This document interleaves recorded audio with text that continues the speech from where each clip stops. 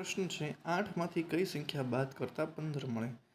7, -7, 15 કે -15? આ પ્રશ્ન સુપરવાઇઝર ઇન્સ્ટ્રક્ટરમાં પૂછાયેલો છે. તો ચાલો આપણે સોલ્વ કરીએ. ધારી લઈએ કે 8માંથી x બાદ કરતાં 15 મળે. આપણે એવું ધારીએ તો 8માંથી x બાદ કરતાં 15 મળે છે. તો આપણે સમીકરણ બને તો આમ થશે 8માંથી x બાદ કરતાં 15 મળે. આવું સમીકરણ બનશે. હવે આને સોલ્વ કરીએ તો 8 - x બરાબર 15. આ સમીકરણ 8ને x ને બરાબરની આ સાઈડ જવા દઈએ તો 15 બરાબરની આ સાઈડ આવશે.